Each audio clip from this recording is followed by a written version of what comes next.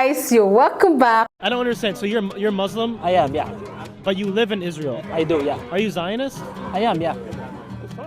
I am an Arab Muslim who lives in Israel. Ask me anything. Hi guys. Assalamu alaikum. How you doing?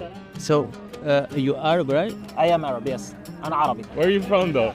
I'm from Israel. I grew up there. My family was born there. What was it like for you living in an open air prison? I didn't live in an open air prison. From my perspective, I never faced any sort of prejudice from Israelis in general. From me, the vast majority of, I would say, bad things that I experienced came from my Arab brethren who lived in the same area that I live, who looked at me and called me names such as Abd, which is slave in Arabic. You literally just told me that you're not oppressed or did not feel oppressed, but they called you derogatory slurs. It wasn't Israeli is Jews, it was Arabs who called me derogatory terms. I don't believe that. Sadly, it was my experience. Your kind, the Jews. I'm not a Jewish. What are you? I am Muslim. Why are you saying their flag? I am Muslim. It's my country. It's my country's flag. I lived in Israel all my life. I lived with Jews. I worked with Jews. I worked with Arab.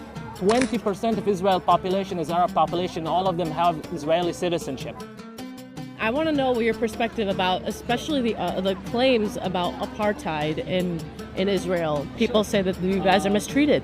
For me, it's wrong because the facts on the ground speak otherwise. For example, if I worked in the Israeli parliament. I worked in an Israeli news organization that is called Haaretz.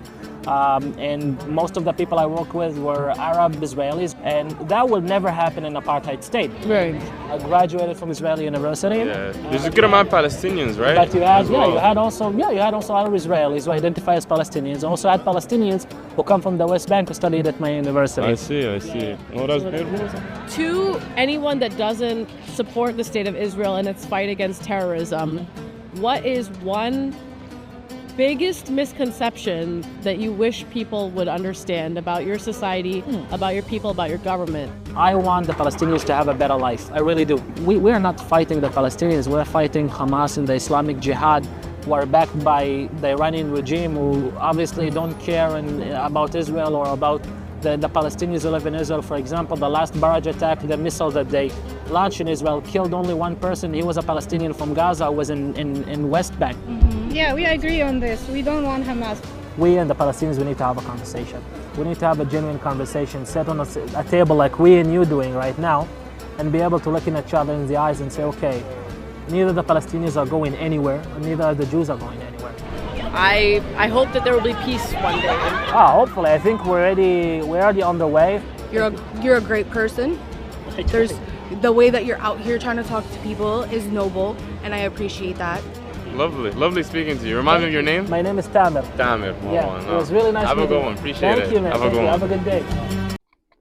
Wow, guys, that was interesting. Wow, very, very brief.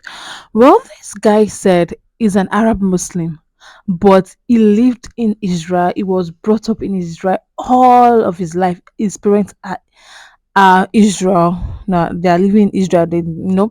But my question is, how did he become a Muslim? When did he convert to Islam? Like, why did he convert to the religion Islam?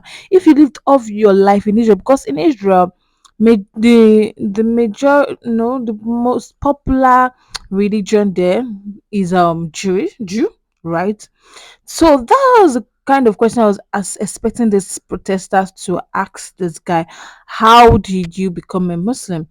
And he's also a Zionist. Zionists are those people that believe in what's in the Jewish people, believe in whatever they are doing, getting. So if you are a Muslim and you're also a Zionist, where do you stand? Where is your stand? You have to be in one. You can't just be in both. You can't say you're supporting this at the same time you're supporting this. No, you have to stick to one. You get what I'm saying? I know that most of these protesters do not want to go deep into it. They don't want to ask him too much question because they just want to believe, okay, it's okay. They're cool with the answers. Because it has not jammed somebody that will actually sit down with him and ask him vigorous question, like very, very, very difficult question which he won't be able to answer. But I love how proud he is about his religion. Even though he's staying in Israel, he's living in Israel, his life has been in Israel, is proud proud for him to come out to say I'm a Muslim is a big one for like that's a big win. Like that he was very bold about it. He was not even scared or wondering if his life was going to be at risk or so. I love that about him so much. But I just wish he could go deeper into the details, telling us how he became a Muslim.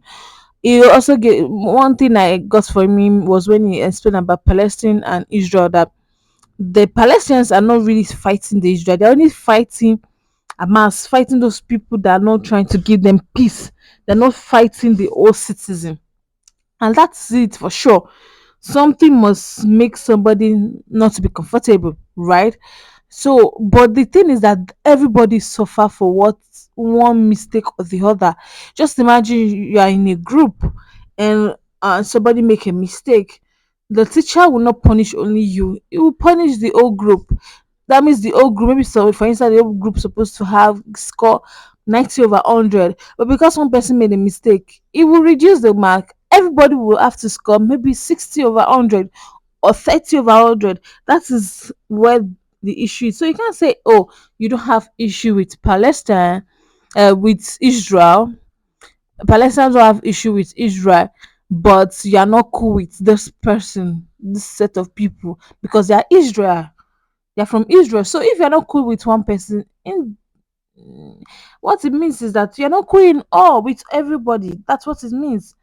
Indirectly, you're trying to say that you guys are not cool with all. But I just love how bold it was, how confident he was about his answer. He didn't lie because I'm very sure that he spoke the absolute truth. For him to say he's a Zionist, and he didn't, deny that fact. It's something that's when I got to know that he actually spoke the truth all through this video.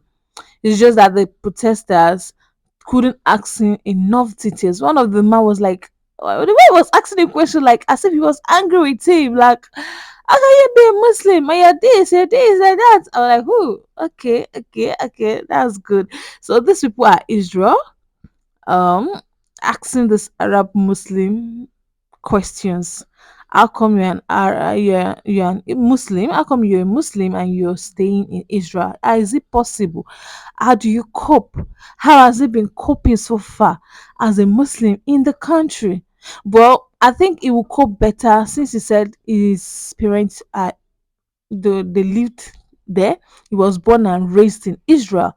So for you to be born and raised in a place, it's a greater chance for you, like you're able to adapt easily because all your life you schooled there, they gave birth to you, so definitely you understand the language, you understand their ways of life and everything.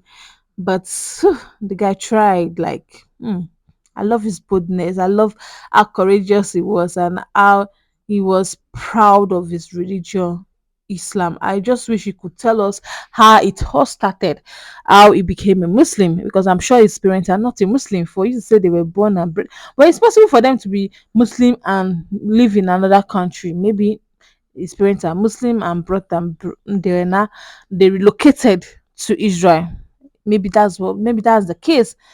Well, I wish he could tell us more about his, religion background, religious background. I was much more interested in that. But well, that was cool. That was a beautiful one. Thank you so much for watching. Don't forget to smash that subscribe button for more. Like, share, and comment. I'll see you guys in the next one. Stay blessed. Bye.